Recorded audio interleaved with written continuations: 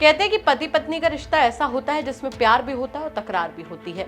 पति कभी अपनी पत्नी को मना लेता है तो पत्नी कभी अपने पति को। लेकिन क्या हो अगर हम आपको बताएं कि उत्तर प्रदेश से एक ऐसा मामला सामने आया जहां पर पति अपनी पत्नी को मायके से लेने पहुंचा। ये बात कहने के बाद में उसकी पत्नी से काफी देर तक बात भी हुई, लेकिन जब पत्नी नहीं मानी तो उसने एक उठा लिया खौफनाक कदम। नमस्कार, बहुत स्वागत है आपका यूपी तक में। मैं हूं आपके साथ गौरांशी श्रीवास्तव। आप देख रहे हैं हमारा खास कार्यक्रम the big crime story. The big crime story में कहानी आज उत्तर प्रदेश के गाजियाबाद की, जहां पर लगातार क्राइम की खबरें सामने आ रही हैं। यहाँ पर एक पति अपनी पत्नी के पास मायके मिलने के लिए पहुंचा। पहले उसने उसको अपने साथ में चलने के लिए कहा, जिस पर पत्नी ने इनकार कर दिया।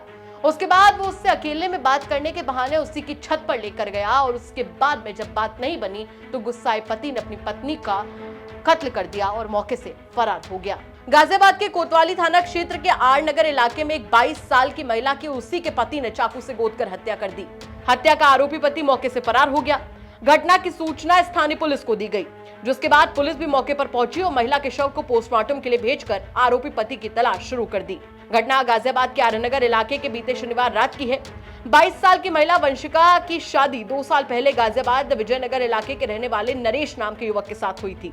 शादी के 6 महीने बाद से ही पति पत्नी के बीच में विवाद चल रहा था, जिसकी वजह से पत्नी वंशिका अपने पति से अलग मायके में रह रही थी और विवाद के चलते दोनों के बीच कोर्ट केस भी चल रहा था।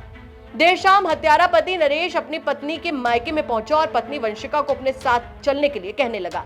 पत्नी ने अपने पति के साथ चलने से इनकार कर दिया, जिसके बाद दोनों में काफी देर तक बातें होती रहीं और हत्यारा पति नरेश अपनी पत्नी को अकेले में बात करने के बहाने घर के ऊपर मंजिल के कमरे में लेकर गया, जहां उसने अपनी पत्नी को मौत के घाट उतार दिया। महिला को मौत के घाट उतारने के बाद पति मौके से फरार हो गया। काफी देर तक महिला के नीचे न आने पर उसके घर वालों ने ऊपर जाकर देखा तो लहूलुहान वंशिका मृत अवस्था में थी। महिला को नजदीकी अस्पताल में ले जाया गया, जहां डॉक्टर्स ने उसे मृत घोषित कर दिया।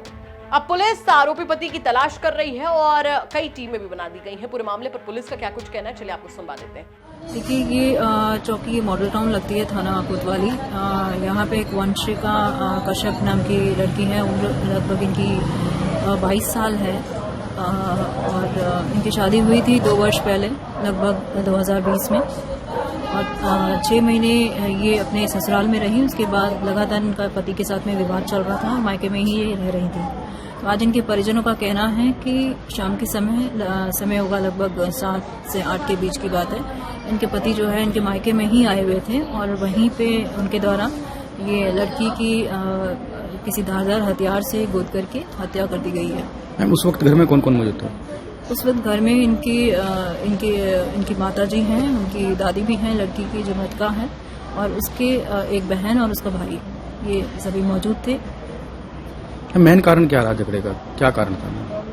आज क्या हुआ था? शादी के बाद से ही इनके आपस में विवाद चल रहे थे। इनके कोर्ट में भी केस चल रहा है, जो है खर्चा पाने को लेकर के 125 सेक्शन के अंदर, और लगातार इनके झगड़े चल रहे थे। कुछ लोग कह रहे हैं कि एक्स्ट्रा मैरिटल रिलेशनशिप को लेके थे और इसी तरीके की बात है। अभी बाकी की छानबीन की जा रही है केस में और इनकी तहरीर के आधार पे पुलिस द्वारा अग्रिम वैधानिक कार्रवाई इसमें अमल में लाई जाएगी। बाकी इसमें मौका मुआयना फील्ड यूनिट द्वारा भी कर लिया गया है और जो भी आरोपी हैं उसकी गिरफ्तारी के लिए टीमें लगी हुई हैं।